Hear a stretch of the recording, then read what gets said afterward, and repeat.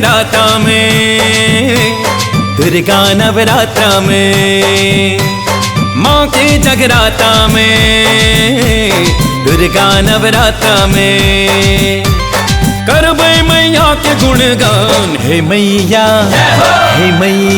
आहाँ के महिमा बखान, हे मैया आहाँ के महिमा बखान। माँ के जगराता में, दुर्गा नवरात्रा में करबै मैया के गुणगान। हे मैया आहाँ के महिमा बखान, हे मैया आहाँ के महिमा बखान।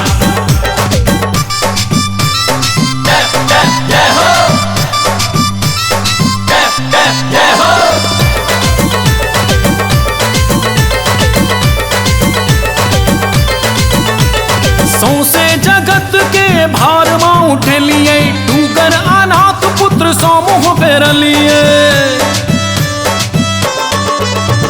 सौसे जगत के भार माँ उठलिए, टूकर अनाथ पुत्र समूह पेरलिए। इसकर चलब आब भेल दुश्वार माँ, आंगुर पकड़ के ला चलू न पार माँ। दर्शन के आस लेने, मन में विश्वास लेने, देखी लगटार संतान। हे मैया आहाँ के महिमा बखान, हे मैया आहाँ के महिमा बखान। जय हो, जय हो।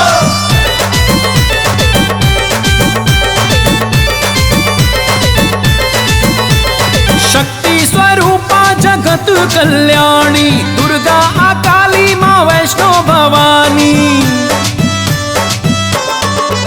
ओ शक्ति स्वरूपा जगत कल्याणी, दुर्गा काली माँ वैष्णो भवानी। अहीं के प्रताप माँ वेदक रचना, अहीं के नयन नीर विश्वक संरचना। सद्गुण संचार लेल, दुष्टक संहार लेल, मैया उठे ती कृपाण। हे मैया आहाँ के महिमा बखान, हे मैया आहाँ के महिमा बखान।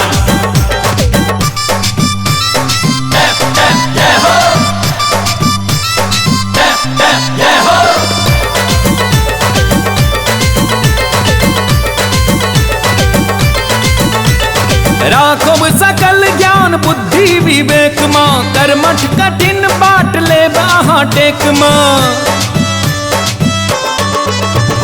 राखब सकल ज्ञान बुद्धि विवेक माँ, कर्मठ कठिन बाट ले बाहा टेक माँ। बिगड़ल करम के सबैर माँ देबै, परबै अथाह त उबैर माँ लेबै। जग सो प्रताड़ल छी देखू महारल छी, राखब माँ मीना के मान। हे मैया